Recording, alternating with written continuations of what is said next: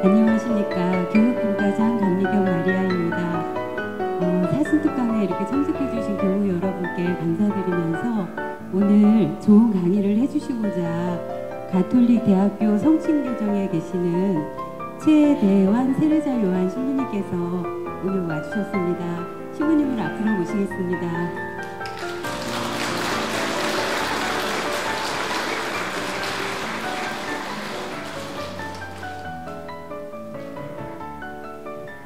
예, 먼저 시작기도하도록 하겠습니다. 성부와 성자와 성령의 이름으로. 하늘에 계신 우리 아버지 이름이 거룩히 빛나시며 아버지의 나라가 오시며 아버지의 뜻이 하늘에서와 같이 땅에서도 이루어지소서.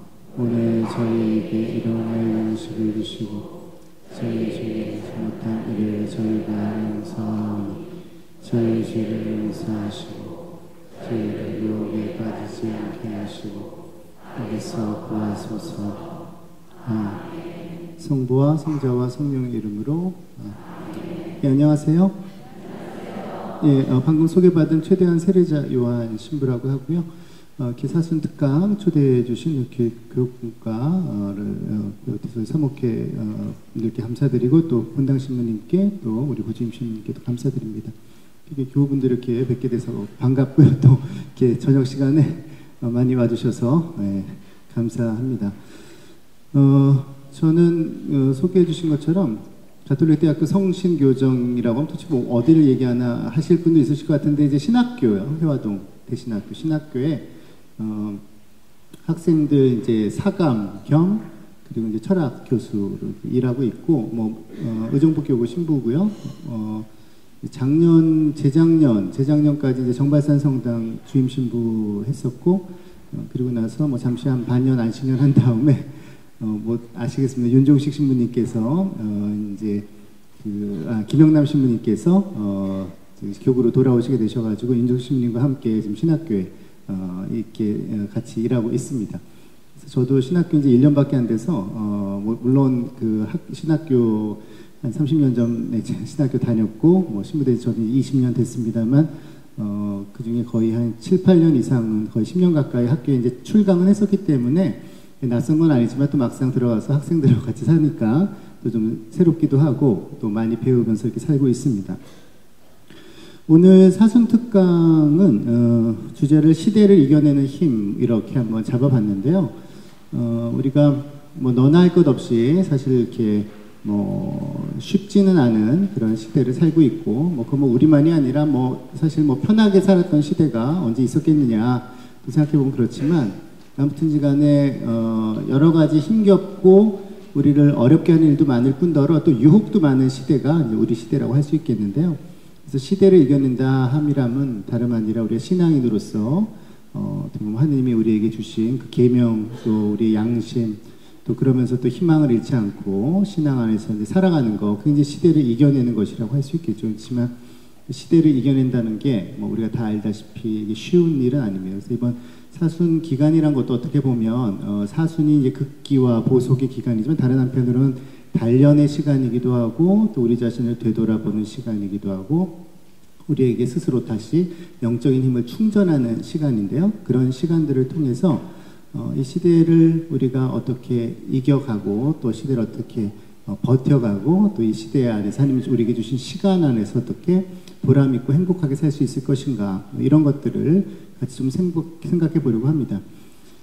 우리가 뭐 교리 시간에 배웠겠습니다만 하느님께서는 우리에게 두 가지 본성을 주셨고 두 가지 본성이 서로 대립되는 것이 아니라 그것이 조화를 이루도록 우리를 창조하셨는데요. 그 한 가지 본성이 뭐냐? 바로 우리의 자연적인 본성이고 또 한 가지가 초자연적인 본성이라고 얘기합니다. 자연적인 본성이란 것은 덕의 세계라고 할 수 있겠죠. 우리가 스스로 어떻게 보면 인격을 가다듬고 덕을 쌓고 또 훌륭한 인격체로 성장하고 또 그렇게 살아가는 거, 이게 이제 자연적인 본성을 완성해가는 거라고 할 수 있겠고요. 그건 신앙이 없는 사람에게도 다 열려있는 길이라고 할 수 있겠습니다. 비록 그리스도 신앙을 믿지 않는 이들이라 할지라도 그러한 자연적인 본성에 즉 덕을 쌓으면서 덕을 실천하고 무엇보다 선을 해가는 사람들은 다 하느님 보시기에 아름다운 사람들이고 그리고 귀한 사람들인 것이죠.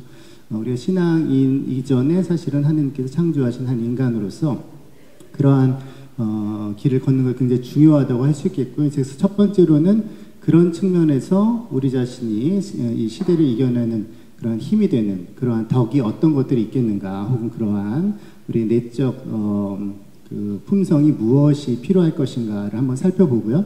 그렇지만 아무리 훌륭한 사람이라 하더라도 궁극적으로는 그 자연적인 본성만으로는 우리가 이 세상 안에서 하느님이 우리에게 주신 그러한 은총의 삶을 살 수 있는 것이 아니라 하느님이 주신 거저 주신 은총을 통해서 말하자면 우리의 초자연적 본성 역시 우리 안에서 열매를 맺을 때 비로소 우리가 하느님이 원하시는 방식으로 또 우리의 더 완전한 행복을 향해서 살 수가 있겠는데, 이제 그런 것들이 하느님이 우리에게 주시는 주부덕이라고 해서 뭐 믿음, 희망, 사랑 이런 것들이 되겠는데요. 이제 그런 것들을 어떻게 과연 우리의 인간적이고 우리의 자연적인 덕들과 그것이 연결되겠는가, 뭐 이런 것들을 좀 생각해 보려고 합니다. 그래서 요는 이 세상에서 어떻게 하면 우리가 좌절하지 않고 또 유혹에 넘어가지 않고 우리의 작은 이득에 그런 유혹에 빠지는 것이 아니라 그야말로 올바른 가치를 잘 지켜가며 살 수 있을 것인가, 그런 것들을 오늘 생각해 보려고 하고요.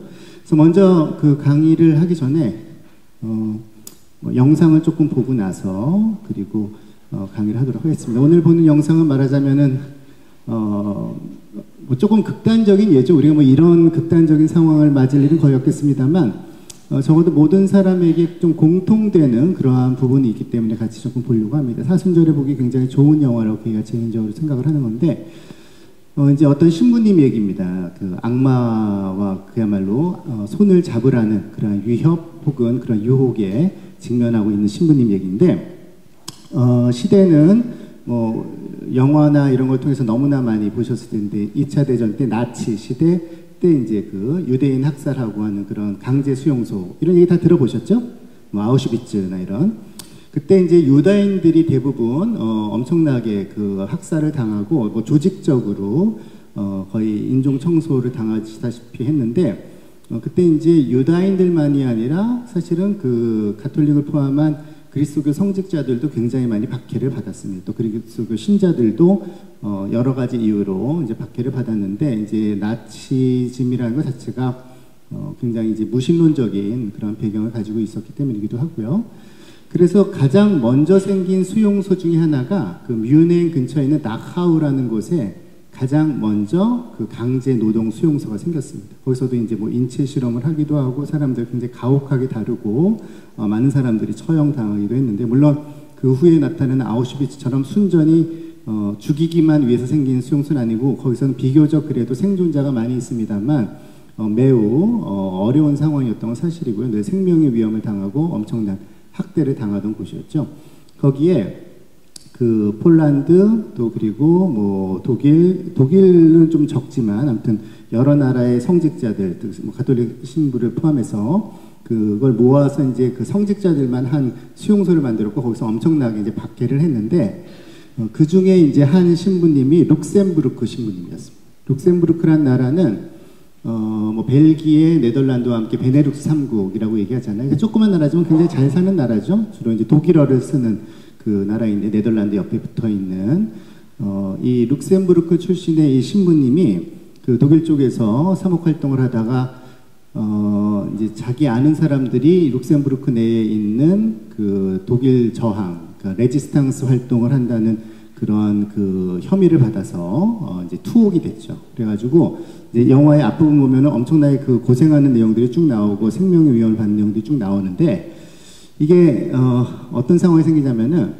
이 신부님이 공교롭게 이 신부님 집안이 그 룩셈부르크 안에서 굉장히 큰 영향력을 가지고 있는 집안이었습니다. 아주 명문 집안이었는데요. 이 룩셈부르크의 대주교, 룩셈부르크가 이제 가톨릭 국가인데 대주교님이 그 히틀러에 대해서 굉장히 그 어떻게 보면 저항하시는 분이셨죠. 물론 대놓고 무슨 저항 활동을 할 수는 없지만 사목서관이라든가 이런 걸 통해 가지고 히틀러 독일 나치즘이 그리스도교에 반한다는 이야기를 하기도 하고, 또 그리고 여러 가지 협조를 요구할 때 그때 이미 나치가 점령하고 있었을 때인데 여러 가지 협조를 요구하는데 그것도 거부하고, 또 그리고 몰래 뭐 유대인들을 뭐 숨겨주기도 하고. 이제 그래가지고 이제 독일 쪽에서는 굉장히 골칫거리가 됐고 굉장히 좀 화가 났었죠. 그래서 이제 선전을 해야 되니까, 왜냐면 그 당시 바티칸하고 관계가 독일 그 히틀러도 바티칸하고 좋은 관계를 맺으려고 굉장히 애를 쓸 때였기 때문에 이 신부님에게 불러서 그 룩셈부르크 안에서 굉장히 영향력 있는 집안 출신이기도 하거니와 그 나라 안에서 굉장히 존경받는 신부님이기도 했으니까, 또 주교님도 굉장히 아끼는 뭐 젊은 신부님이었고 9일 동안 휴가를 줍니다. 그러니까 지금 거의 지금 언제 죽을지 모르는 그런 수용소인데 9일 동안 휴가를 줘서 가서 9일 동안 그 주교님을 설득을 하고, 그리고 히틀러가, 즉 나치즘이 결코 가톨릭 교회에 반하는 그러한 정권이 아니고 그리고 그리스도교와 그리고 어떻게 보면은 그 적대적인 것이 아니다라는 것을 룩셈부르크 그 사람들한테 선전을 해라고 얘기를 합니다. 그 주교님을 설득하라고 얘기를 하죠. 그래서 그 편지를 받아오면 석방해주고, 그리고 룩셈부르크 그 갇혀있는, 다카우에 갇혀있는 룩셈부르크 신부들은 다 석방해주겠다라고 제안을 합니다. 그 대신에 그걸 못하고 오면 다시 와야 되는 거죠. 네, 다시 오면 어떻게 될지 모르죠. 죽을 수도 있고, 그 다음에 뭐 살아난다 하더라도 엄청나게 비참한 또 수용 생활을 해야 되는 건데, 그래서 이 신부님이 가가지고 굉장히 내면적인 갈등을 겪습니다. 그래서 이게 영화 제목이 9번째 날입니다. 그래서 그 9번째 날까지 영화를 보면 하루, 첫째 날, 둘째 날, 셋째 날 해가지고 9번째 날까지 쭉 이어지는데요. 이 영화를 만든 사람은 폴커 쉔들도르프라고 이제 독일의 아주 유명한 감독이, 특히 이런 양심의 갈등 혹은 어떤 내적인 그러한 그 투쟁 이런 것들을 이제 즐겨서 영화로 만든 사람인데, 여기 나온 얘기는 실화입니다. 이걸 나중에 뭐 답부터 말씀드리면 이 신부님이 결국 살아나긴 살아났거든요. 그래서 전쟁이 끝난 다음에 자신의 체험기를 낸 거를 바탕으로 해서 이제 영화를 만들었는데, 그래서 지금부터 보실 장면은 맨 8일째인데요. 이제 여동생이랑 뭐 같이 대화하는 장면 나오는데, 아무튼 가족들은 어떻게든 가서 좀 설득을 해서 살아남아야지 지금 하고, 또 도망치게 하려고도 하고요, 옆으로 딴 나라로. 근데 도망치면 당연히 그 수용소에 있는 다른 신부들한테 엄청나게 복수를 하겠죠. 특히 룩셈부르크 신부들 같은 건 다 처형시킨다고 했으니까 도망가지도 못하고 이제 그 고민하는 그런 장면입니다. 그래서 그 주교님하고도 이야기도 하기도 하고.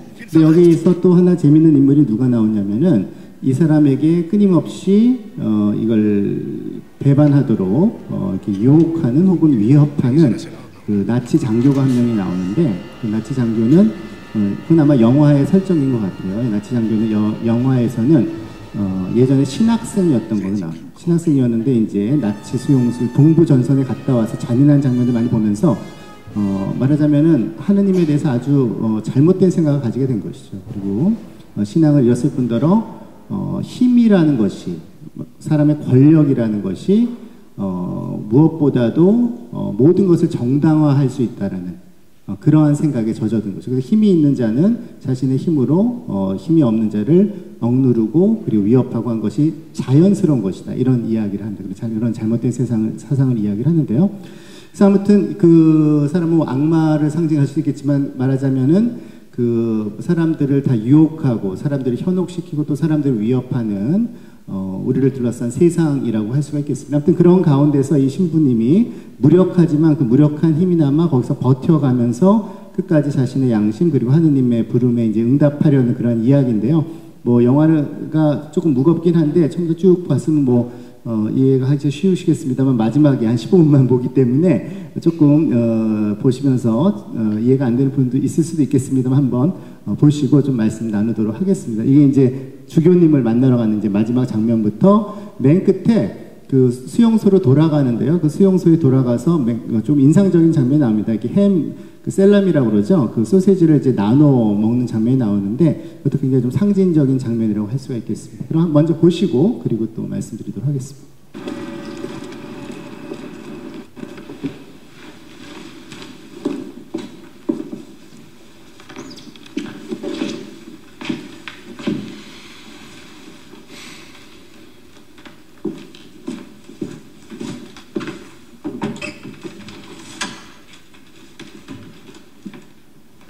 AB, ich freue mich, Sie zu sehen. Ich freue mich sehr.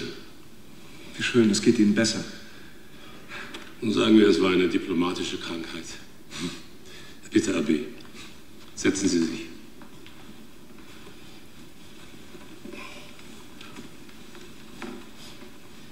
Exzellenz, ich bin in einer äußerst schwierigen Lage. Ich muss eine Entscheidung treffen.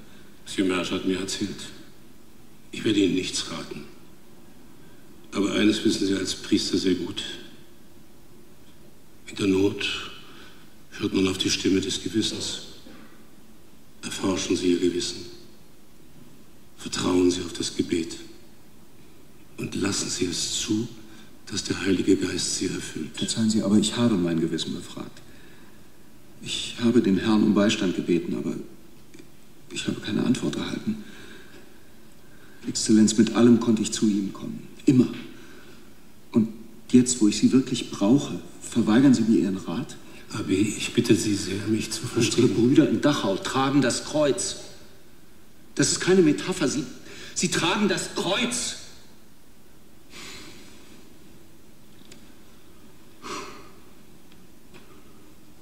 Da, wo ich herkomme, gibt es keinen Gott.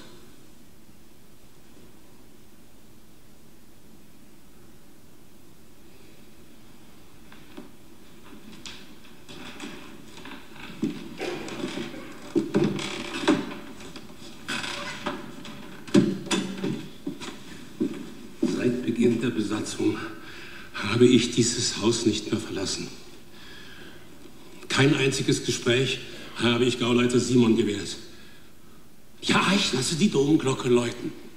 Und die Luxemburger verstehen diese Botschaft sehr wohl. Unsere Gottesdienste sind übervoll. Ja, vielleicht sind die Gottesdienste voll. Aber ich möchte nicht wissen, was Gebhardt Ihnen aufgetragen oder angeboten hat. Er will sie für seine Zwecke benutzen.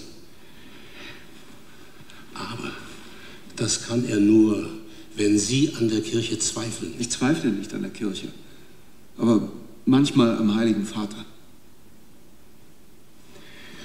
Wissen Sie, was in Holland passiert ist? Die Nazis beschlossen, nicht-arische Christen zu deportieren. De Jong, der Erzbischof von Utrecht, wollte sich darauf nicht einlassen und verfasste einen Hirtenbrief. Daraufhin wurden alle katholischen Nicht-Arier, über 40.000, von Westerbork aus deportiert. Was hätten Sie anstelle des Papstes getan? Dieser Hirtenbrief hat über 40.000 Menschen in die Lager gebracht. Soll dann sein eigener Protest noch nachdrücklicher vorgebracht? 200.000, 300.000 das Leben kosten?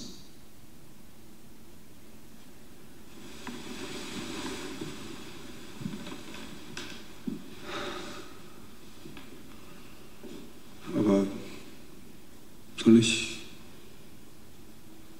soll ich zum Judas werden?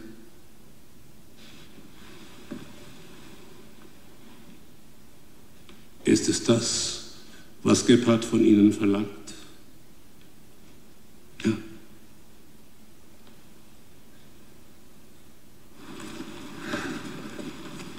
Es gibt etwas, das Sie nicht wissen. Und ich dürfte es Ihnen eigentlich auch nicht sagen. Gebhardt hat sich mir in großer Gewissensnot offenbart. Ja?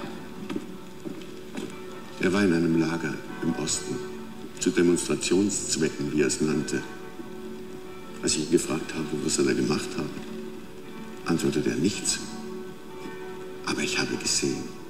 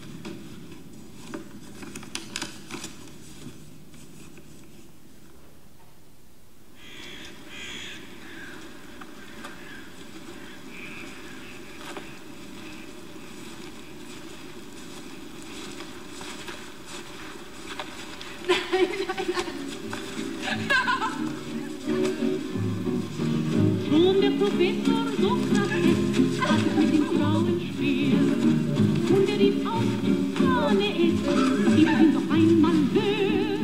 Ja, wenn die Frau historisch nimmt, wird man gleich darauf gebracht, dass sie der Geschichte laut bestimmt, nur weil die Geschichte sagt, ja, Frauen sind keine Engel.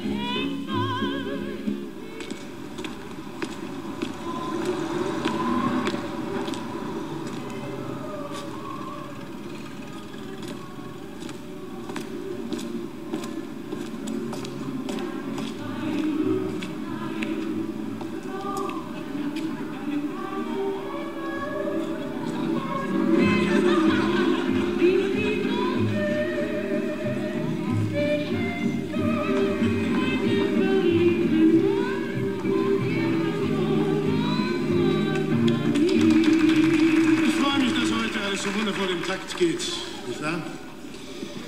Wenn es auch hier und da den einen oder anderen Querpfeifer gibt. Gebhardt.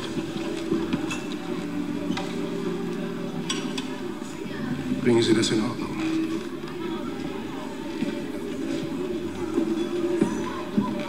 Kommen Sie.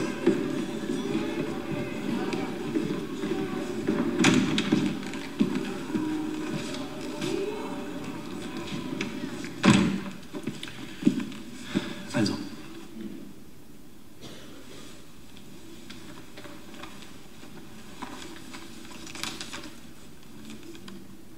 Wie kann man an Gott glauben und an Christus, seinen gerechten Sohn, und gleichzeitig das tun, was Sie tun? Es scheint, dass ich weniger an Gott zweifle als Sie, Abbé. Bitte?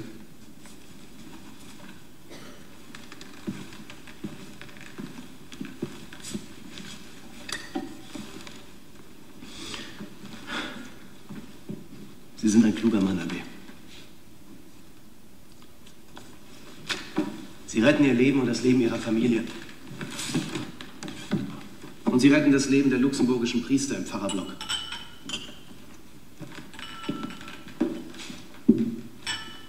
Die ganze Zeit habe ich mich gefragt, warum ich? Warum nicht der Bistumssekretär? Ist doch ein kluger Mann, haben Sie selbst gesagt.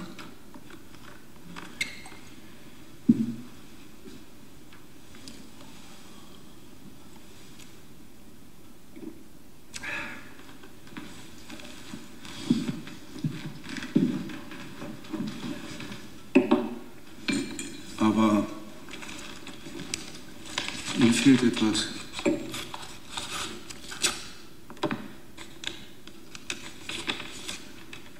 Er war nicht im KZ. Was kann ein Täter von seinem Opfer wollen? Nach der Tat.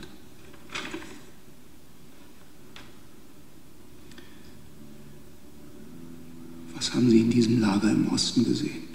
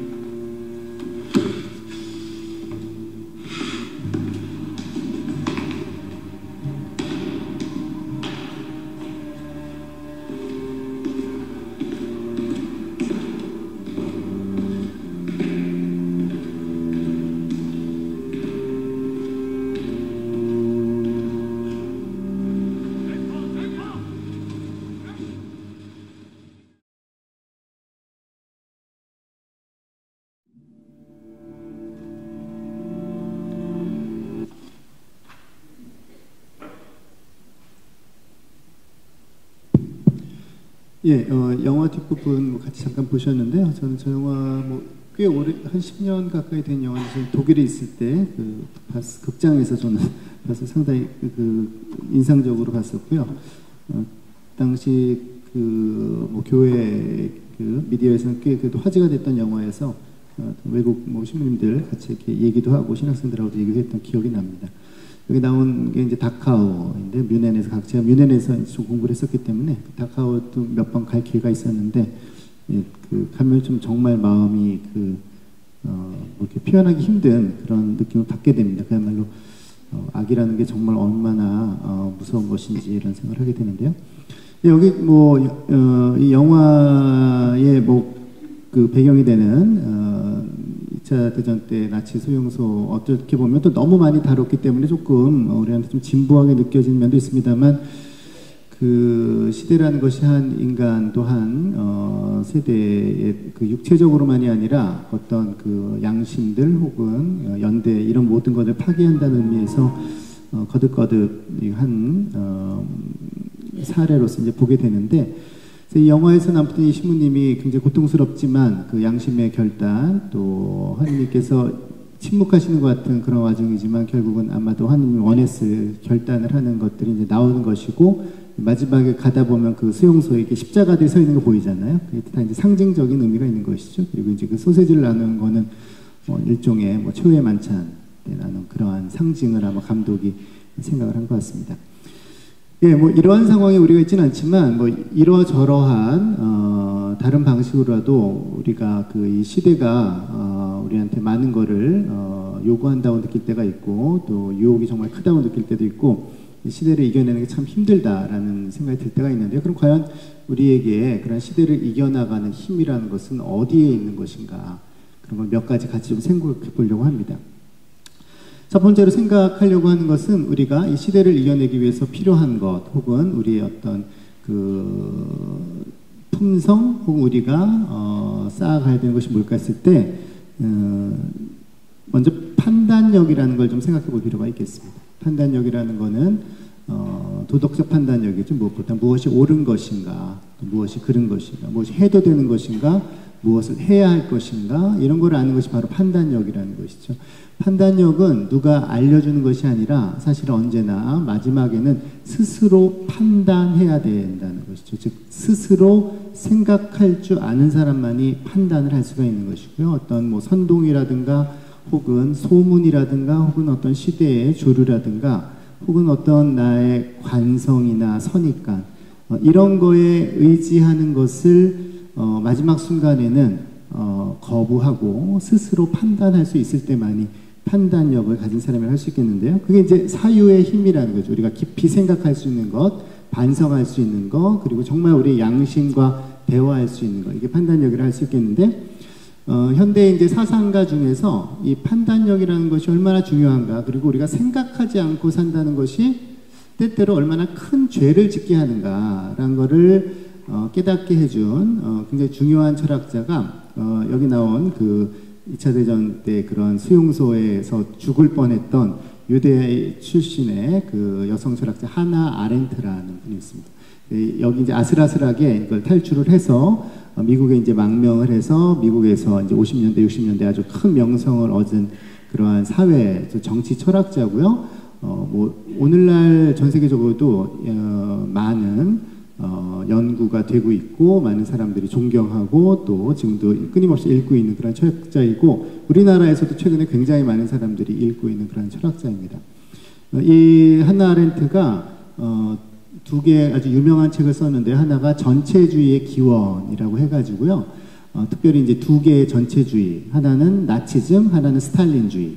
그러니까 나치 때 어마어마하게 많은 사람이 죽은 것도 우리가 잘 알고 있습니다만, 또 스탈린이 또 소비에트 시절에 엄청나게 또 많은 사람들을 수용소에 보내고 시베리아에 보내고 엄청나게 많은 사람들을 학살을 했었죠. 그런 이제 전체주의의 기원이라는 책에서 무슨 얘기를 하냐면은 바로 절대악이라는 이야기를 합니다. 그러니까 그냥 한 사람의 어떤 악이라든가 혹은 어떤 한 사람의 욕심 정도로 설명하기 어려운, 말하자면 그 사회 전체를 때로는 심하면은 한 시대 전체를 이렇게 마치 그 미세먼지가 억누르고 있듯이, 스모그가 억누르고 있듯이 그 누르고 있는 그러한 절대악이라는 거에 대해서 전체주의 기원에서 이야기를 하는데, 그 절대악이라는 것이 무서운 게 뭐냐면은 여기 나온 것처럼 엄청난 사륙을 저지르는 그런 무서운, 그야말로 사탄과도 같은, 그리고 성서에 나온 정말 레비아탄과 같은 그런 괴물이자 어떤 가공할 그러한 악의 세력이기 때문에 무섭기도 하지만, 한편으로는 그러한 절대악이 지배하고 있는 시대 안에서는 사람들도 그 절대악의 논리에 같이 물들어간다라는 것이죠. 왜냐하면 그거가 정상이 되어버리는 거니까. 그게 이제 정말 무서운 것이고요. 그래서 절대악의 하나의 거울상처럼, 마치 동전이 있으면은 동전 앞면과 뒷면처럼 절대악과 함께 우리가 한나 아렌트가 얘기한 게 이른바 악의 평범성이라는 얘기인데요. 이 개념은 예루살렘의 아이히만이라는 책에서 한나 아렌트가 이야기를 합니다. 2차 대전이 끝난 다음에 물론 많은 이런 악행을 저지른 독일 그 당시에 이제 나치에 가담했던 사람들이 전부 다 처벌을 받은 건 아니었어요. 너무나 많으니까 그런 사람들을 다 처벌했다가는 그 나라에 사람이 남아남지 않으니까 이제 나름 타협이 된 게 그 중에서 아주 주동적이고 그 높은 자리에 있었던 사람들 한 수십 명 정도 처형을 하고, 어떤 사람들은 자격 정지를 하고 이런 것들 정도로 이제 미국이 이제 그 종전 후에 그런 그 처리를 했었는데, 뉘른베르크 재판을 통해서요. 그때 굉장히 유명해진 사람 중에 하나가 아이히만이라고, 그 사람은 최고에 있는 그런 사람은 아니었지만 말하자면은 아주 행정에서 기능적인 면에서 굉장히 많은 역할을 했던 행정 관료, 그 중간 관료 정도 되는 역할을 한 사람입니다. 아우슈비츠에서. 그 사람이 예를 들면은 어떻게 오스트리아나 폴란드나 아니면 헝가리에 있는 유대인들을 조직적으로 다 잡아서 아우슈비츠를 효과적으로 보내면 거기서 어떻게 또 효과적으로 처형을 하고, 그 다음에 그 사람들 재산을 어떤 식으로 또 몰수를 하고, 이런 얘기들을 굉장히 어떻게 보면 실무를 맡은 사람이었는데요. 이 사람이 이제 전쟁 후에 이제 도망을 갔죠. 도망을 가가지고 이제 아르헨티나에 이렇게 숨어 있다가 이제 60년대 이제 그 이스라엘 정보부 모사드라고 하잖아요. 모사드에서 납치를 해가지고 예루살렘에서 재판에 세웁니다. 물론 그건 국제법적으로는 그렇게 하면 안 되는 거지만, 이제 이 나치라는 그 제도가, 나치즘이 이제 이스라엘 유대인에게 한 악행이 워낙 크니까 이제 국제사회에서 이제 그 당시에 그걸 이제 인정을 해준 셈인데, 그때는 아직은 헤이그의 국제사법재판소라는 것이 생기기 전이었고요. 그때 이제 사람들이 엄청나게 몰려서 이제 취재를 하려고 간 거죠. 그리고 한나 아렌트란 사람도 아까 말씀드린 것처럼 절대악에 대해서 이야기하는 전체주의의 기원이라는 책을 쓴 다음에, 말하자면 살아있는 절대악의 어떤 모습을 보고 싶었던 거죠. 좀 악마가 어떤 자들인가, 이렇게 여기 나온 것처럼 정말 그 당시 우리를 이렇게 괴롭혔던 그 무시무시한 악마가 진짜 사람의 몸을 하고서 있겠구나 하고, 어떤 뉴요커라고 하는 잡지에 의뢰를 받아서 그 재판 과정을 취재하러 갔습니다. 그래서 기대한 건 아주 정말 사악한 괴물과 같은 그런 무시무시한 사람을 볼 줄 알았는데, 갔더니 너무 충격을 받은 게 너무나 평범한 사람이었다는 거죠. 그리고 심지어 가정에서는 나름대로 인장 가장이고, 또 그리고 거기 있는 걸 보면은 이렇게 대단한 무시무시한 일을 도모했을 것 같지 않은 도무지. 그러니까 어떤 면에서는 그 과하게 성실했던 거 하나 외에는 아무 잘못도 없었을 것 같은, 그리고 직접 사람을 죽인 경우 한 건 빼고는 사실은 다 이 사람은 자기를 변호하는 게 자기 서류로만 처리했다라는 거죠. 이 사람을 일로 보내는 거. 다만 그 서류에 어떤 이름을 적는다는 것이 그 적힌 사람 입장에서는 사형선고랑 똑같은 따름이었고, 그때 한나 아렌트가 무슨 생각을 하게 되냐면은, 악이라는 것이 무시무시하지만, 결과는 무시무시하지만 그 악이라는 것이 자라나는 건 사실 매우 평범한 것이다. 뭐냐? 자기가 아무 생각을 하지 않으려고 할 때. 그는 생각을 안 한다는 거는 일상에서 우리가 하는 일들에 있어서 그 생각을 안 한다는 게 아니라, 정말 양심과 그리고 정말 뭔가 중요한 결단을 해야 될 때 자기의 판단으로 결단할 줄을 모르는 사람들이 그 사회를 채우고 있을 때 이러한 무시무시한 결과가 나타나는구나 라는 이야기를 했습니다. 그러면서 이제 그 한나 아렌트가 한 얘기를 하나 인용을 해드리면, 그냥 여기 프린트에도 있는데 그냥 한번 들어보시면 될 것 같습니다. 그리고 이러한 근면성 자체는 결코 범죄적인 것이 아니다. 아이히만, 그는 상관을 죽여 그의 자리를 차지하려고 살인을 범하려 하지는 않았을 것이다. 이 문제를 흔히 하는 말로 하자면 그는 단지 자기가 무엇을 하고 있는지 결코 깨닫지 못한 것이다. 예수님을 못 박은 사람들도 마찬가지였죠. 그는 어리석지 않았다. 그로 하여금 그 시대의 엄청난 범죄자들 가운데 한 사람이 되게 한 것은 결코 어리석음과 동일한 것이 아닌, 어리석다는 것은 일상생활을 제대로 못하는 그런 좀 어리석고 혹은 좀 둔한 걸 얘기하는 건데, 그런 면에서 이 사람은 어리석은 게 아니었죠. 그렇지만 어리석진 않았지만 이 사람은 순전한 무사유였다. 그러니까 판단한다는 것이 무엇인지를 몰랐다는 거죠. 여기가 양심을 걸고 지금 판단해야 할 바로 그 순간이라는 거. 이게 양심을 걸고 이 명령은 거절해야 된다는 것을 모르는 사람이었다는 거죠. 그게 이제 한나 아렌트는 무사유라고 표현을 합니다. 사유할 줄 모르는, 그리고 판단할 줄 모르는, 그리고 판단을 끊임없이 피해 다니는, 그 말은 판단력이 결여됐다라는 것이고요. 또 다른 그 마지막 문장, 이 책의 마지막 문장이기도 한데, 이는 마치 이 마지막 순간에 그가 인간의 연약함 속에서 이루어진 이 오랜 과정이 우리에게 가르쳐준 교훈을 요약하고 있는 데 있다. 즉 두려운 교훈, 말과 생각을 허용하지 않은 악의 평범성. 즉 자기 자신이 자신의 양심을 걸고 혹은 자신의 인격을 걸고 혹은 자신의 삶을 걸고 자신의 말로, 자신의 생각으로, 자신의 판단으로 그 상황에서 결단할 줄 모를 때, 그럴 때 사실은 그 시대를 이겨낼 수가 없다라는 거죠. 한나라는 얘기는. 때로는 우리가 우리 물론 각자 다 우리가 연약하고 또 굉장히 그 약한 존재이지만 인간인 한에 있어서는 언제나 마지막 가능성이 주어졌다는 얘기가 하나예요. 인간은 자신의 머리로 생각할 수 있고 자신의 머리로 사유할 수 있고 자신의 양심으로 판단할 수 있고 그리고 자신의 판단을 자신의 말로 이야기할 수 있고 이건 누구한테 양도할 수 없다는 것이고요. 그것을 포기하는 순간 이미 우리는 시대가 요구하는 대로 혹은 시대가 우리를 유혹하는 대로 혹은 시대가 우리를 윽박지르는 대로 흘러갈 수밖에 없다라는 것이고요.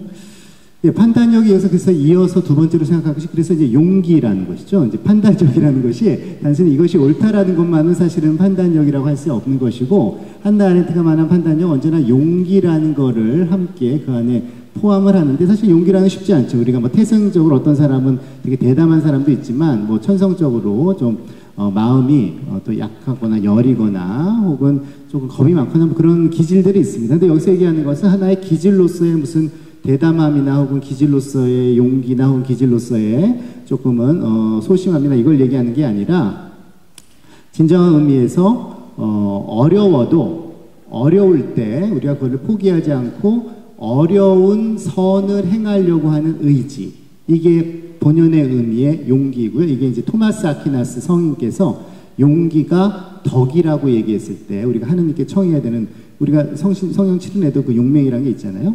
그때 얘기하는 용기가 바로 이거인데요. 예, 이걸 라틴어로 이라스키빌리라고 표현을 하는데 여기서 이라스키빌리에서 이라라는 앞에 붙어 있는 단어가 바로 분노라는 뜻이 원뜻이. 근데 분노가 막 화를 버럭버럭 내는 것이 아니라 이걸 제일 잘 표현하는 장면은 예수님께서 성전을 정화한 장면이죠.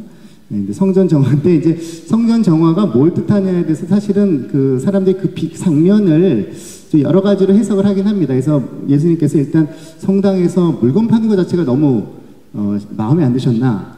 근데 사실은 이스라엘에서 와서 이 제물을 바칠, 성전에 제물을 바칠 동물들을 파는 건 아주 오래된 관습이거든요.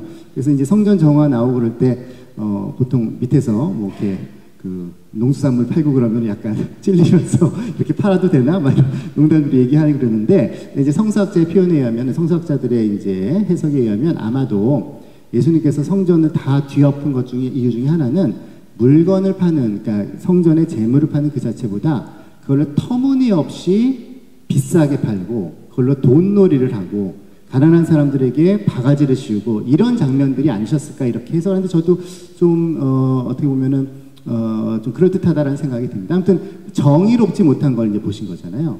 그래서 정의롭지 못한 일들, 옳지 않은 일들, 그리고 정말 누군가가 고통을 받고 있는 일들, 그런 일이 있을 때 사실은 우리가 거기에 개입하는 건 되게 힘든 일이죠. 뭐 내 일에서 용기를 내는 것도 어렵지만 남이 어려운 처지에 있을 때 혹은 뭐 우리 공동체가 어려운 상황에 있을 때 내가 개입한다는 거는 굉장히 힘들고 또 굉장히 위험할 수도 있고 그렇기 때문에 굉장히 어려운 일입니다. 굉장히 어렵지만 그것이 선이고 그것이 옳다고 생각했을 때 어려움에도 불구하고 지금 내 마음은 한편으로는 저 선을 하고 싶은 마음이 있고 또 한편으로는 내가 내 안위를 지키고 싶은 마음 혹은 편하고 싶은 마음이 있는 거죠. 그 사이에 간격이 있을 거 아니에요.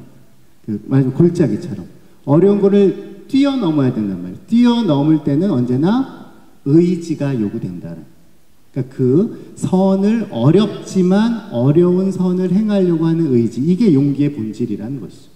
그래서 우리가 어떤 좋은 생각을 가지고 있는 것만으로는 충분한 것이 아니라 우리가 올바른 판단을 했을 때 그 올바른 판단을 비록 우리에게 상당히 버거운 일이라 하더라도 그것을 해보고자 하는 그 선을 다다르고자 하는 그러한 용기가 있을 때 그때 비로소 우리가 시대를 이겨내는 그러한 삶을 살 수 있는 어떤 길이 열린다는 것이죠. 그런 면에서 조금 소개해드리고 싶은 사람들이 이것도 마찬가지로 나치 시대 얘기입니다만 그 뮌헨에 가면은 뭐 혹시 여행 성지순례 같은 거 그 독일 쪽에 수도원 기행 이런 가신 분도 있을지 모르겠습니다만 이제 뮌헨 시내 가면 이제 다들 뮌헨 가면 이제 맥주만 먹으러 가시잖아요. 맥주가 워낙 유명하니까 옥토버 페스트. 네, 저도 가봤었었는데요. 뭐 아무튼 한번 가볼 만은 합니다. 근데 이제 옥토버 페스트보다 뮌헨 와서 제일 좀 인상적인 데 중에 하나가 뭐 마리앙 광장도 있고 다 좋은데 그 뮌헨 대학교가 꽤 아름답습니다. 볼만한데 뮌헨 대학에 가면은 분수가 그 길을 가운데 두고 왼쪽 오른쪽 되게 아름다운 분수가 있어요. 그래서 분수가 있는 그 광장을 한쪽이 이제 그 프로페서 후버 플라츠라고 그래가지고 이제 후버 교수 광장이라고 돼 있고 그리고 또 한쪽이 게슈베시터 숄 플라츠라고 그래가지고 이제 숄 남매 광장 이렇게 되어 있습니다.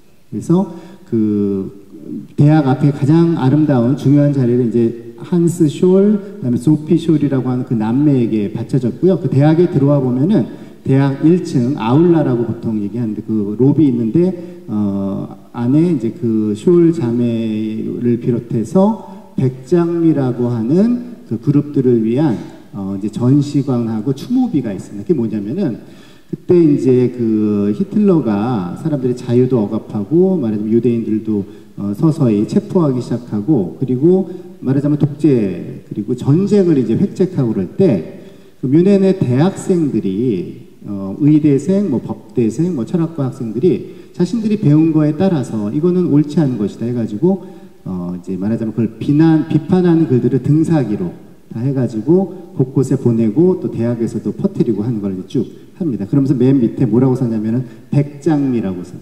백장미 그룹이라고. 그래서 이제 그것들을 한데 되게 거기 있었던 주축이 된 대학생들이 21살에서 25살에 해당되는 이제 법대생, 그다음에 의대생 뭐 이런 철학과 학생들이고 그 정신적인 지주가 됐던 분이 법철학을 가르치던 이제 후버 교수시고요.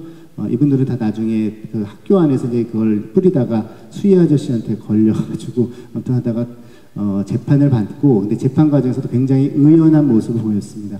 그렇지만 이제 물론 이미 다 각본이 짜진 재판이었고 재판을 하자마자 그 당시 나치에서 이걸 얼마나 위험하게 생각했냐면은 왜냐하면 학생들이 너무나 순수한 마음으로 또 그리고 너무나 당당하게 나치가 얼마나 잘못된 정권인가를 이야기하니까 사람들한테 많이 퍼질까봐 거짓 재판으로 1심만 재판을 한 데다가 재판이 끝나고 3시간 후에 다 처형해 버렸습니다. 네, 그래서 그 남매도 소피 숄이 이제 21살, 그다음에 한스 숄 오빠가 23살이었는데 처형을 당했는데요.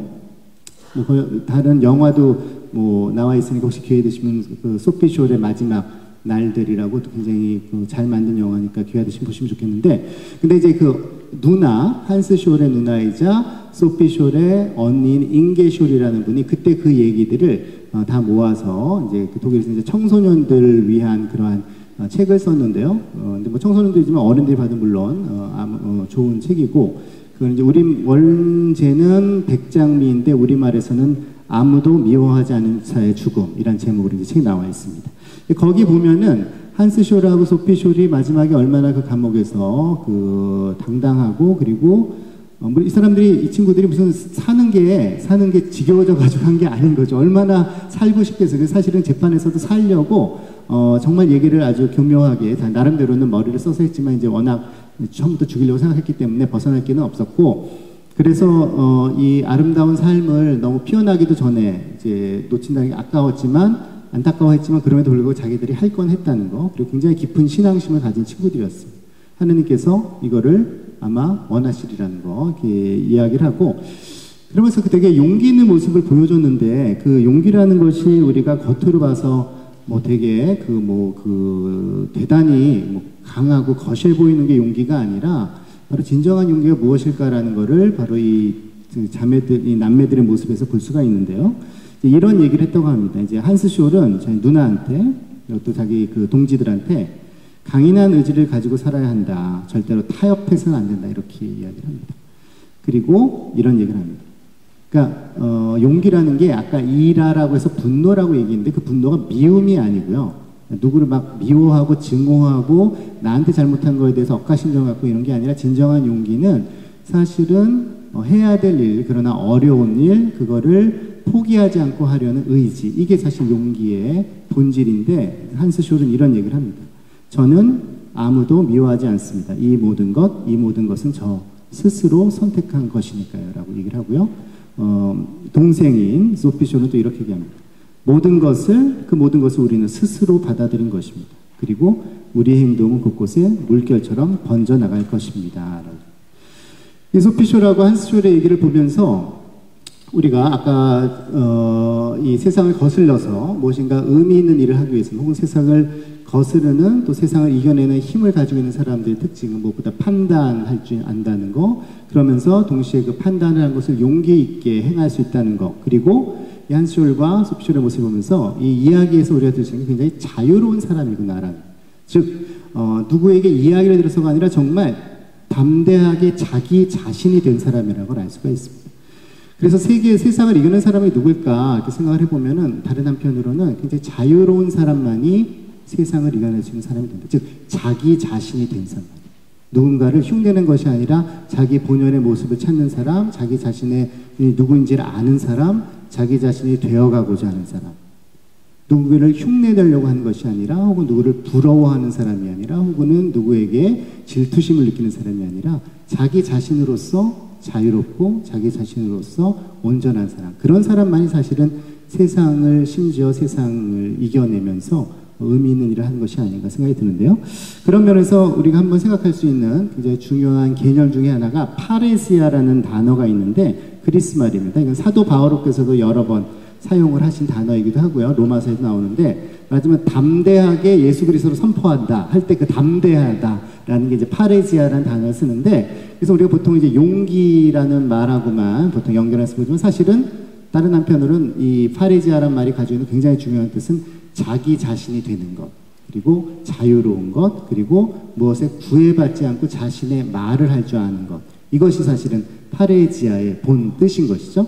그리고 담대하다는 거는 그냥 누구 무서워하지 않는 게 중요한 게 아니라, 나의 말을 가지고 있는 사람, 그리고 나의 말을 자유롭게 얘기할 수 있는 사람, 내가 누군지를 자유롭게 보여줄 수 있는 사람이 이제 파레시아라고 할 수 있고요.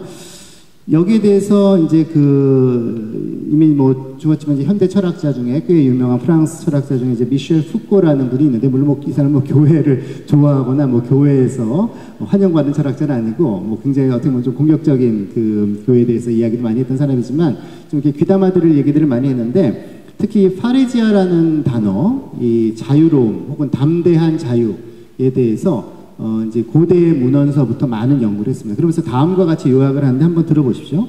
파레시아는 뭐냐? 즉 자유롭다는 것이 뭐냐? 자유롭게 말하는 자는 자신의 자유를 행사하고 설득하기보다는 솔직함을 선택하며 거짓이나 침묵보다는 진실을 택하고 생명이나 안정성보다는 죽음의 위험이 있다 하더라도 바로 그러한 길을 택하고 아첨보다는 비판을 택하고 무엇보다 자신의 이익이나 도덕적인 무관심보다는 도덕적인 의무를 택한다.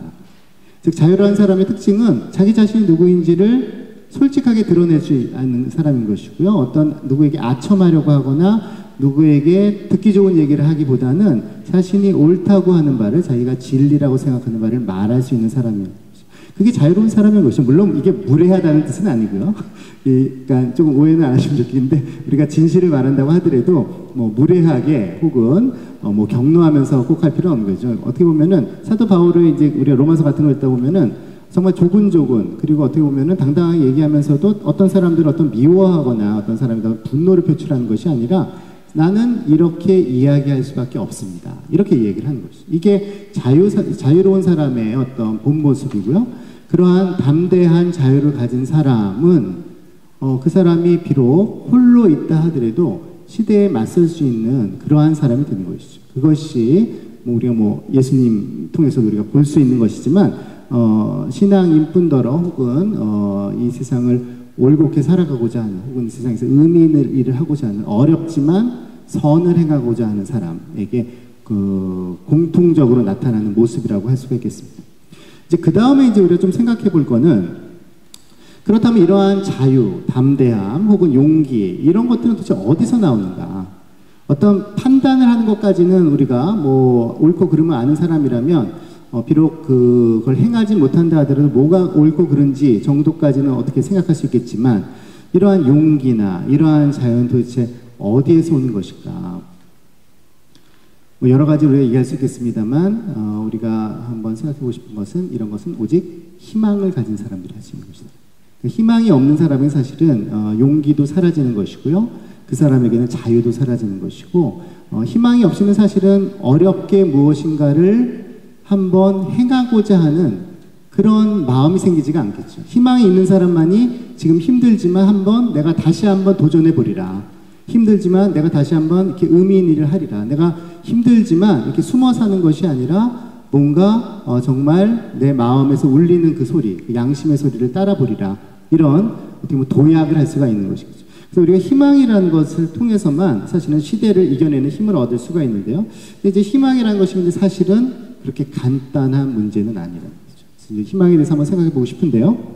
희망은 과연 희망의 대상은 무엇인가라는 거죠. 희망의 그 성격, 그 어떻게 보면 상태를 보자면 그건 뭐 간단하죠. 아직 오지 않은 거를 기다리는 마음. 그게 이제 희망이죠, 기본적으로. 근데 아직 오지 않은 것이 무엇이냐가 중요한 것이죠. 뭐 내일 아직 오지 않은 기차를 기다리는 것인가, 뭐 아직 오지 않은 편지를 기다리는 것인가. 그런데 많은 경우에 사실은 우리가 희망이라는 말로써 우리도 모르는 사이에 사실은 어떤 환상이라든가 혹은 우리의 욕심이라든가 혹은 우리의 허황된 기대라든가 아니면 어떻게 보면은 현실 도피라든가, 그러니까 희망이라는 이름으로 오히려 우리가 살아가면서 우리의 힘을 스스로 소진하게 하는, 혹은 지금의 삶에 충실하지 못하게 하는 그런 모습을 보일 때도 많이 있습니다. 그러니까 희망이라는 말이 중요한 것이 아니라 그 희망에 어울리는, 희망이라는 말에 어울리는 참 의미를 찾는 것이 되게 중요한 것이죠. 그것이 우리가 그 희망을 올바로 이해하는 것인데요. 그래서 그 T.S. 엘리엇이라고 하는 유명한 시인이 있는데, 이제 아직은 3월입니다만 4월이 되면은 그 황무지라는 시, 4월은 잔인한 달 이렇게 시작되는 시, 그 시는 너무너무 어렵고 긴 시라서 사실은 거의 뭐 그 시를 제가 보기에는 끝까지 읽어보신 분은 많지는 않으실 것 같은데, 그 첫 구절은 다 아는 것 같아요. 아무튼 4월은 잔인한 달, 불모의 땅을 이제 표현하는 것인데, 이 황무지라는 아주 위대한 시를 쓴 T.S. 엘리엇, 가톨릭 신자이기도 했습니다. 영국에. 근데 이 사람의 시 중에서 황무지만큼이나 위대한 시라고 꼽히는 게 이제 사중주라는 시가 있는데, 사중주에 이런 구절이 나옵니다. 희망이 무엇인가? 희망은 희망하지 말아야 할 것을 바라지 않는 그러한 희망이다라고. 즉 희망 없는 희망만이 진정한 희망이라고 얘기합니다. 말이 좀 어렵죠.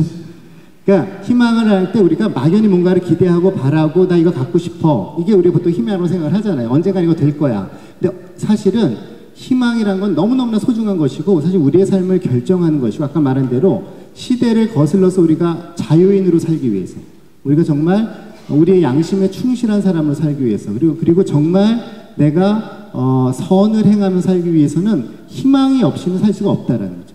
그러나 많은 경우에 우리 스스로 안에서 그 희망이라는 것이 정화가 필요하다라는 거예요. 때로는 희망 없이 사는 법을 기다려야 할 정도로 T.S. 엘리엇이 얘기한 게 그런 것이죠. 그만큼 어떻게 보면은 오도된 희망 혹은 잘못된 희망 혹은 그냥 우리의 그때그때 욕심을 희망으로 투영하는 그런 경우가 많다는 것이죠.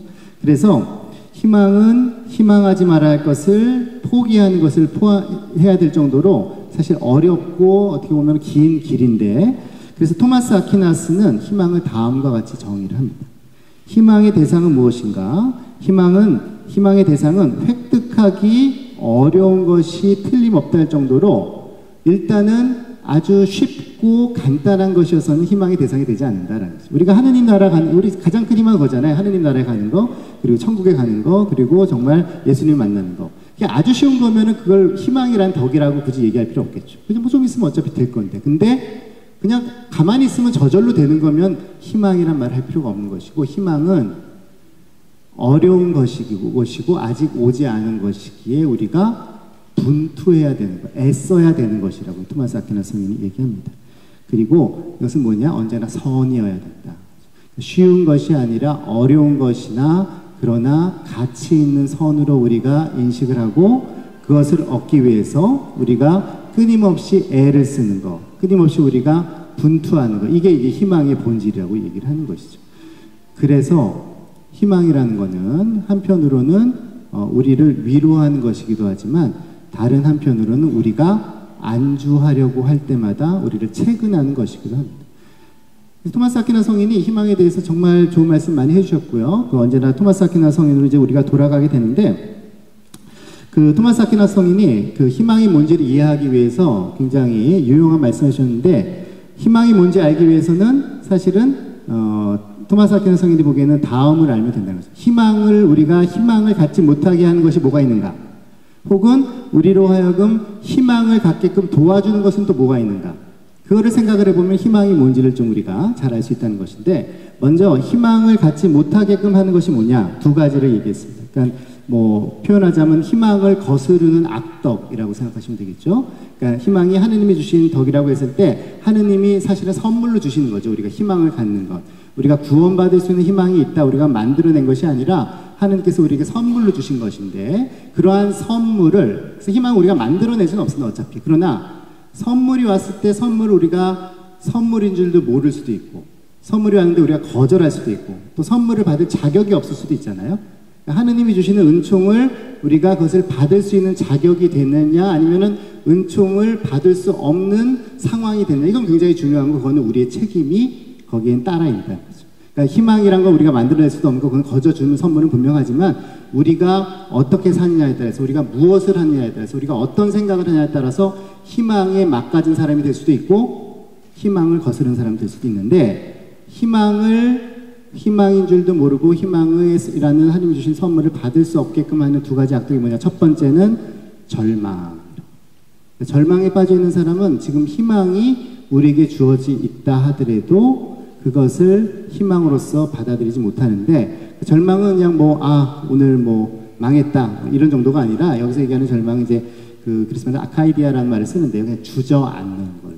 주저앉으면서 일어나 해도 듣지도 않는 그런 거죠. 그것이 말하자면 이제 우울증에 빠진 그러한 모습 비슷하고 생각하면 되겠습니다. 그거는 그냥 난 더 이상 아무것도 하기 싫어라는 거죠.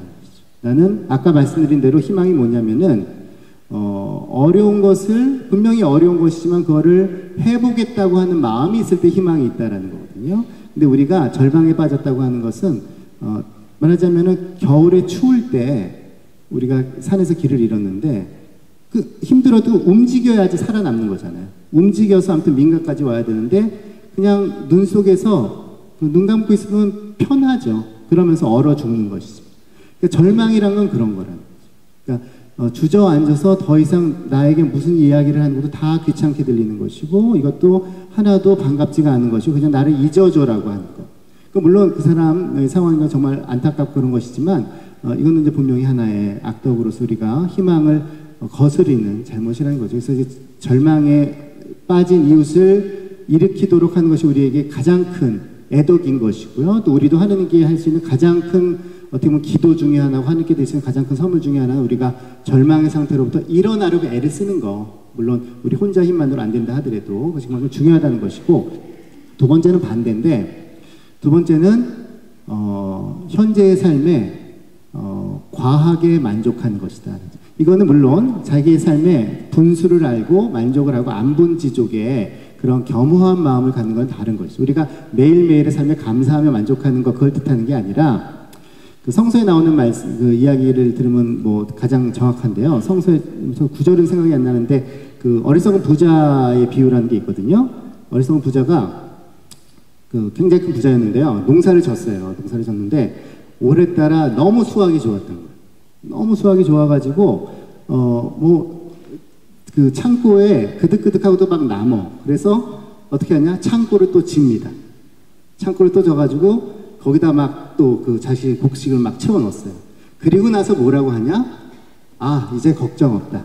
이제 마음껏 즐기자. 또 마음껏 쉬자. 이제 뭐 나는 앞으로 걱정이 하나도 없다. 그랬더니 예수님께서 뭐라고 하냐?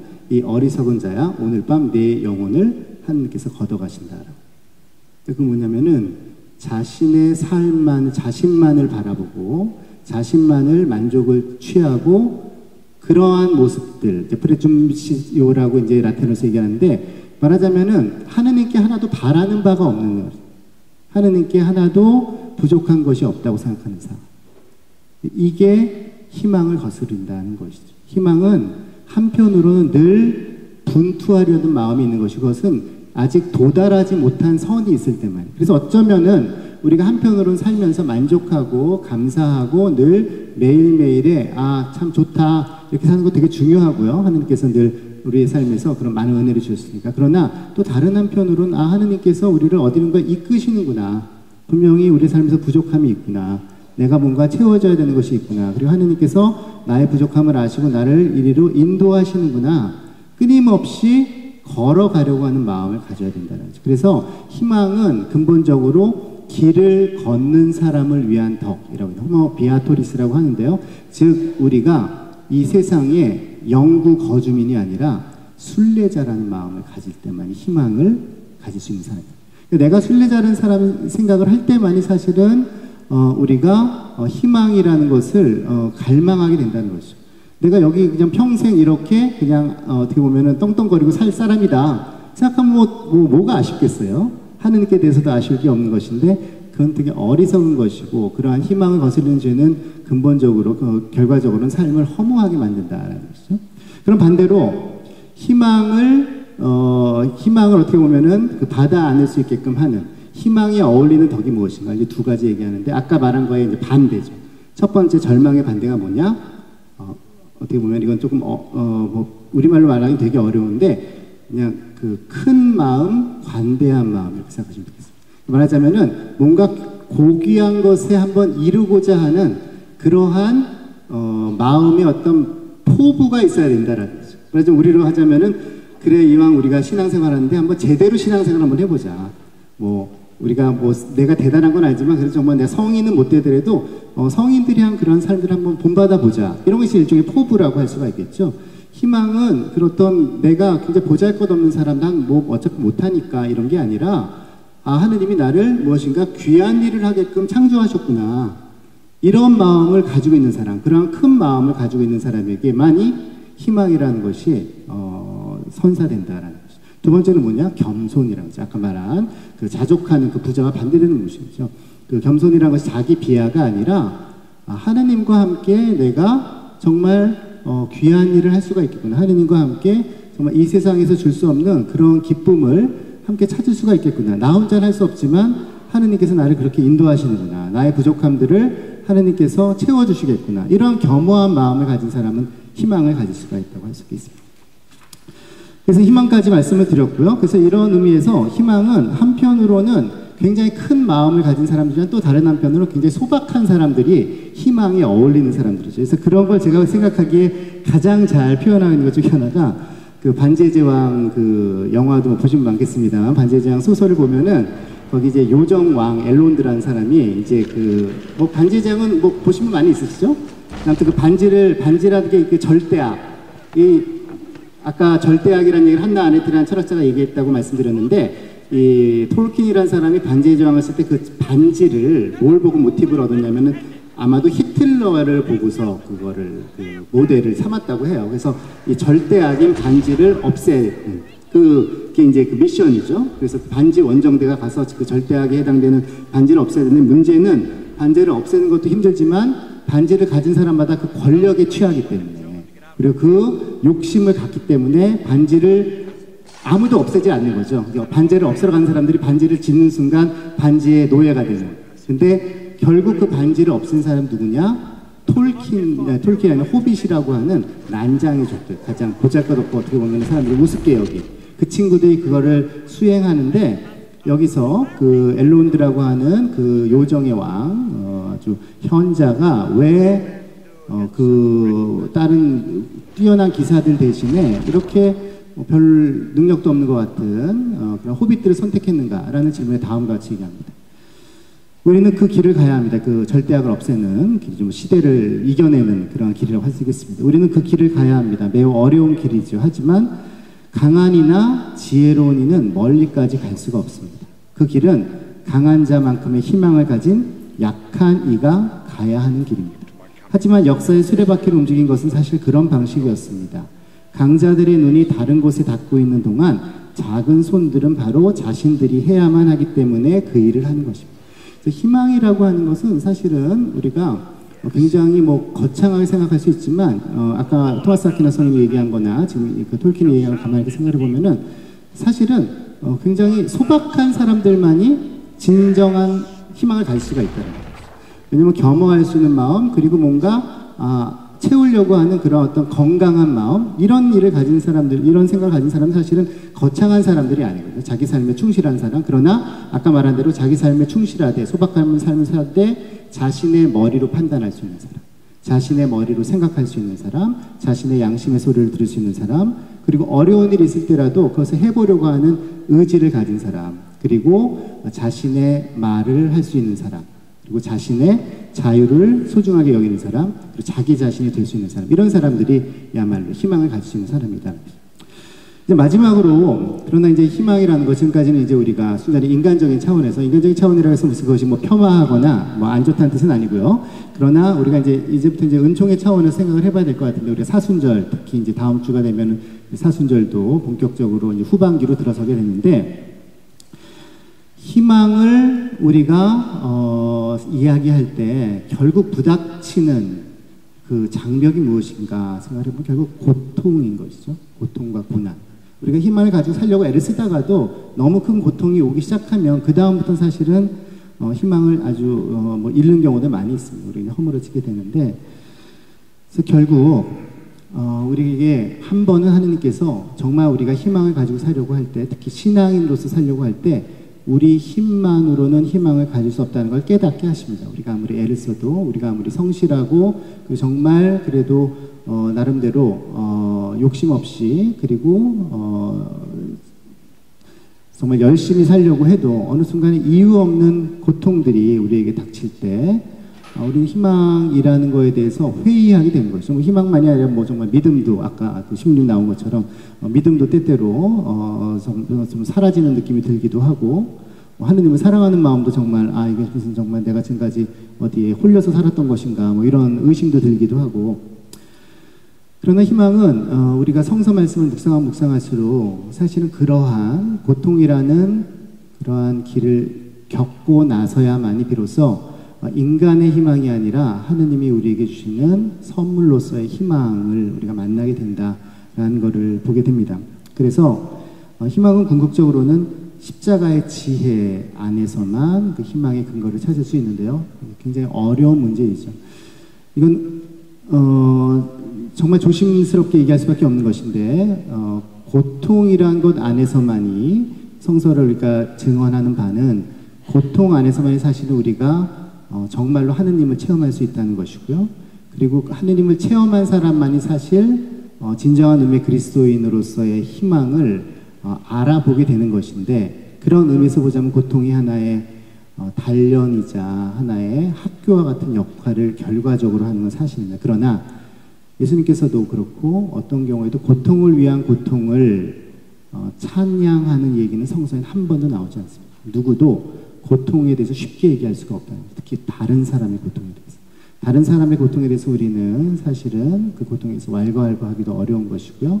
그 고통에 대해서 가르치려고 해서도 안 되는 것이고, 다만 그 고통에 대해서 옆에 함께 있어준 것 외에는 할 수가 없는 것이죠. 그 고통은 오로지 그 사람만이 그 고통 안에서 깨달음을 얻을 수 있는 것이고, 그 깨달음을 얻을 수 있도록 옆에서 함께 손을 잡고 있어주는 것이고, 같이 옆에서 벗이 되어주는 것 외에는 더 이상 해줄 수 있는 것이 아닌데요.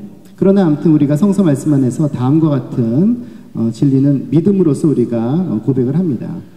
우리는 궁극적인 희망을 오직 십자가 안에서 발견하는 것이고, 십자가의 지혜는 고통을 통해서 배우고 주어지는 것이고, 이는 이론이 아니라, 어떤 경우에도 이론이 아니라, 그래서 고통이란 무엇인가, 고통의 원인은 무엇인가, 성서에서 이런 거에 대해서 절대로 이론적으로 얘기해 주진 않습니다.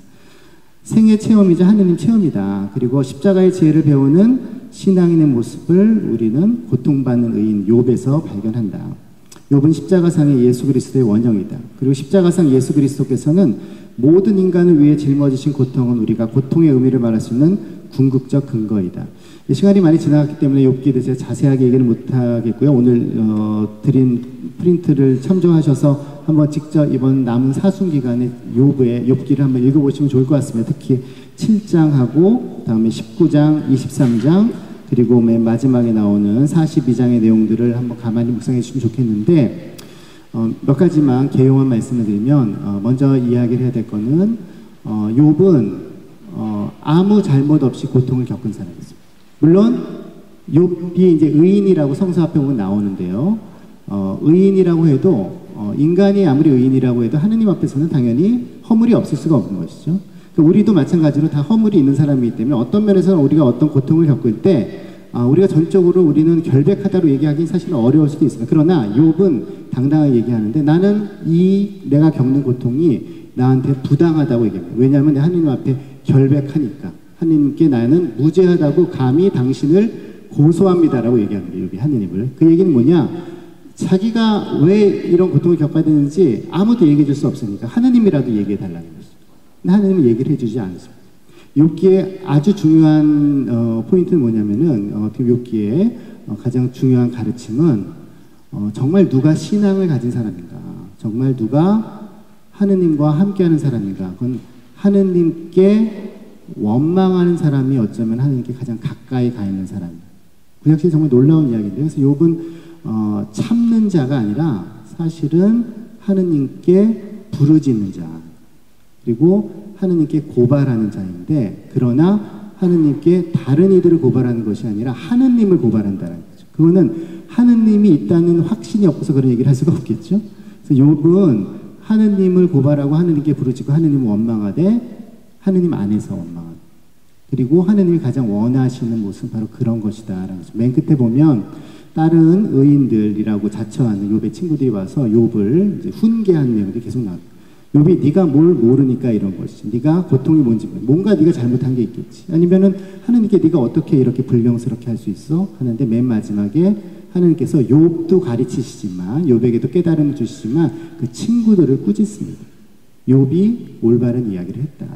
그 얘기는 뭐냐면은 우리가 고통이라는 것 안에서 하느님을 정말 만난다는 것이고요. 그리고 고통은 정말 고통일 때는 그건 사실은 거기에 우리가 부르짖는 것 외에는 할 수 있는 일이 없다는 거죠. 정말 아플 때 우리가 아프다고 하는 것 외에 뭘 할 수가 있겠는가라는 것이죠. 그렇지만 그 과정 안에서 신비스럽게도 하느님께서 깨달음을 주실 때 고통이 없이는 알 수 없는 깨달음이 있다는 것, 그거는 신앙인 각자가 자신만이 깨달아갈 수밖에 없는 것이고요. 자신만이 하느님과 만난 역사인 것이고, 마치 어떤 사람이 서로 사랑할 때, 어떤 부부가 서로 사랑했을 때 다른 사람이 알 수 없는 비밀들이 있는 것처럼, 고통을 통해서 하느님의 자비를 체험한다는 것, 고통을 통해서 여기에 정말 나의 희망이 있구나라고 고백한다는 것은 그 사람에게 하느님이 주신 선물인 것이죠. 그거를 누가 대신할 수는 없는 것이고, 오직 그것이 가능하게 된 이유는 예수님께서 십자가에서 그렇게 먼저 보여주셨기 때문에. 그래서 욥이 예수님이 하나의 구약성서에서의 원형이라고 할 수 있겠고요. 다만 이제 구약성서의 욥과는 다르게 예수님께서는 정말 무죄한 분이셨고 흠도 티도 없는 분이셨고, 그러나 다른 모든 이들이 하느님께 나는 무죄한데 왜 저에게 고통을 주십니까? 라고 부르짖을 수 있도록 예수님께서 무죄하시지만 대신 십자가에서 돌아가신 것이죠. 그것을 통해서 우리는 우리의 고통이 하느님께 닿는 통로가 될 수 있게 된 것이고, 우리의 고통을 통해서 희망을 발견할 수 있는 길이 열렸다라고 우리가 얘기할 수 있습니다. 아까 말씀드린 것처럼 무슨 남이 해줄 수 있는 이야기는 아닌 것이고요. 바로 나 자신이 깨달아갈 수밖에 없는 것이고, 누군가 그것을 깨달아가는 고통스러운 과정 중에 있을 때는 욥의 친구들처럼 설교를 하거나 어떤 말로 위로를 하는 것이 아니라 그 사람이 하느님과의 그 과정을 겪을 수 있도록 옆에 함께 있어주는 것 외에는 우리가 할 수 있는 것이 없고, 오직 하느님께서도 그것이 바로 연대성이라는 걸 가르쳐 주십니다. 이 욥기 42장에서 굉장히 인상적인 내용이 있는데, 사실 욥 맨 마지막에 보면은 다시금 뭐 재산도 불려주시고 이런 얘기 나오는데, 그거는 그 당시 문학 형식에서 얘기한 거기 때문에 사실은 뭐 성서니까 얘기를 조금 조심해서 얘기하면 되겠습니다. 말씀드려야 되겠습니다만, 거기에 이제 초점이 있는 것이 아니라 사실 맨 마지막에 욥이 깨달은 건 뭐냐? 아, 고통은 신비구나. 그런데 어떤 신비인가? 하느님을 귀로 들었는데, 지금까지 소문으로 들었는데, 말씀만 들었는데 눈으로 보게 해주는, 즉 하느님을 체험하게 하는 그러한 신비구나라는 게 이제 핵심이고요. 그래서 욥은 희망을 갖게 되는 거죠. 나는 보리라 하느님을, 나의 주님께서 살아계심을. 이게 이제 결국은 그 핵심이 되는 얘기인데, 그거를 욥이 뭐라고 표현하냐면, 나는 제 위에 앉아서 이렇게 고백합니다라고 얘기합니다.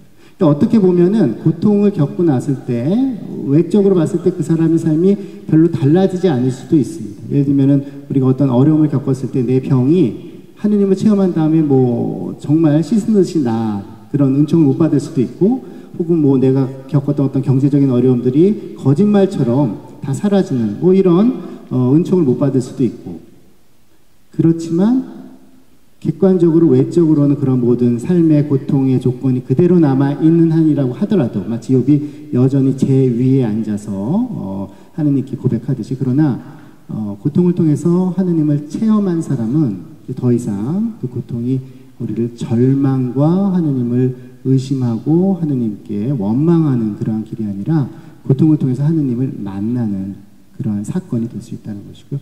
정말 어떻게 보면 경험하지 않은 사람은 정말 그럴 수 있을까 하는 그러한 신비인데, 사실은 우리가 매 성주간을 보낼 때마다 예수님의 순환과 죽음을 통해서 그것을 전례적으로 늘 바라보고 그 체험을 하는 것이죠. 그래서 한 번이라도, 살면서 한 번이라도 예수님께서 십자가 위에서 성부께서 당신을 버려셨다는 사람들의 어떤 부르짖음처럼 그렇게 들리는 그런 순간에서도 성부와 가장 가까이 계셨던 것처럼, 우리도 살면서 한 번이라도 우리의 고통 안에서 하나님께 가장 가까이 갔다라는 걸 체험한다면, 사실 그것이야말로 살아서 하나님을 보는 것이죠. 하나님을 살아서 본 사람에게는 더 이상 그 사람이 갖고 있는 희망은 세상 어떤 것으로 빼앗아갈 수 없는 것이고요. 그것이 사실은 세상을 이기는 힘이라고 할 수 있겠습니다. 그래서 사도 바오로께서는 고린도 전서에서 이렇게 얘기합니다. 유다인들은 포징을 요구하고 그리스인들은 지혜를 찾습니다. 그러나 우리는 십자가에 못 박히신 그리스도를 선포합니다. 그리스도는 유다인들에게는 걸림돌이고 다른 민족에게는 어리석음입니다. 그렇지만 유다인이든 그리스인이든 부르심을 받은 이들에게 그리스도는 하느님의 힘이시며 하느님의 지혜이십니다. 하느님의 어리석음이 사람보다 더 지혜롭고 하느님의 약함이 사람보다 더 강하기 때문입니다. 그래서 고통은 약함의 힘이라고 이제 그레고리오 교종께서 욥기를 주의하시면서 이야기를 하셨는데요. 바로 약함의 힘이라고 다르면 고통인 것이죠. 우리가 그 약함의 힘을 깨달을 수 있다면 그것은 이미 우리가 십자가에서 세상을 이기신 예수 그리스도처럼 또 세상을 이기는 그런 사람으로 살아가고 있다라는 하나의 증거라고 할 수가 있겠습니다. 예, 오늘 뭐 강의 마지막에 뭐 기도를 하나 들려드리고 싶은 거는 십자가라는 걸 이제 한번 생각을 해보는 것이죠. 우리가 세상을 이기기 위해서 결국은 십자가의 신비, 십자가의 지혜를 살 때 신앙인으로서 세상을 이기는 힘을 얻게 됩니다. 그럼 더 이상 뭐 세상의 여러 가지 그 유혹이 아무리 크다 하더라도, 세상의 힘이 아무리 강하다 하더라도 내적으로 우리는 이미 승리했다고 할 수 있겠는데, 그러한 십자가를 체험하는 시기, 그게 바로 이제 사순이라고 할 수 있겠는데요. 뭐 좀 요절하신 그 조각가신데 그 많은 가톨릭 그 성물을 제작하셨고 아주 훌륭한 성미술 작가셨습니다. 우리 교구에서도 뭐 운정성당이나 교화성당 가면 이분의 작품들이 있는데 장동호 조각가라는 분이 계신데요. 네, 그분이 이제 굉장히 신앙이 아주 깊으셨던 분이셨던 것 같아요. 그분이 이제 작가 노트에 이제 자신이 십자가 작업을 하면서 성 라자로 마을에서 이제 그 작업을 하면서 쓴 기도문이 하나 있습니다. 십자가에 관한 기도인데 그걸 마지막으로 읽어드리도록 하겠습니다. 성 라자로 마을의 봄빛이 흐드러집니다. 살포시 오르는 연녹색 빛깔들. 녹색은 주님의 색이라던데 그 말이 맞는 것 같습니다. 매년 돌아오는 봄이건만 올해는 또 새록새록 다른 모습으로 다가옵니다. 끌로 깎고 대패로 밀고 못을 박고 불로 태우면서 십자가를 만드는 일들이 식상도 하련만 그래도 늘 다른 무게로 다가옵니다. 십자가. 봄빛과 십자가가 참으로 둘이 아니라는 생각을 합니다. 우리에게 희망을 주는 것 같기 때문입니다. 오늘도 어느 성당 첨탑에 자리할 십자가를 마무리하고 있습니다. 내가 만들어 마주보는 십자가와 예수님께서 바라보시는 십자가는 어떤 차이가 있을까를 생각하며 만듭니다. 저는 그분 예수님의 마음을 알고 싶습니다. 제 모든 행위가 그 알을 향한 여행입니다. 금으로 도배한 승리의 십자가, 피로 물든 고난의 십자가, 이 모두가 그분께는 아주 아픈, 메고 가기엔 너무나 힘겨웠던 형틀일진데 오늘도 가벼운 마음으로 십자가를 만들고 있는 저를 볼 때마다 그분께 또 한 번의 고통을 드리고 있지 않나 반문해 봅니다. 왜 그분은 십자가의 길을 가셔야만 했을까? 그럼 내가 가는 이 길은 또한 무엇인가? 하지만 어차피 가야 할 길이라면 멋지게 후회 없이 가고 싶습니다. 예수님께서 간 십자가의 길은 억지로 고통을 자초하신 것도 아니시고요. 고통을 사랑하신 것도 아니시고 피할 수 있다면 피하려고 했으나 그러나 세상을 이기기 위해서 피할 수 없었던 그 십자가의 길이었던 것이죠. 우리도 예수님의 그 십자가 길을 묵상하는 사순절기를 보내면서 주님께서 나에게 주신 그 수많은 은총들 그 안에서 세상을 이기는 힘과 지혜를 얻을 수 있도록 무엇보다도 십자가의 지혜 안에서 또 십자가의 신비 안에서 그러한 힘과 용기 그리고 희망을 발견할 수 있도록 이번 사순절 보냈으면 좋겠습니다. 뭐 두서없이 말씀드렸는데 경청해 주셔서 감사합니다. 성부와 성자와 성령의 이름으로 아멘. 영광이 성부와 성자와 성령께 성부와 성자와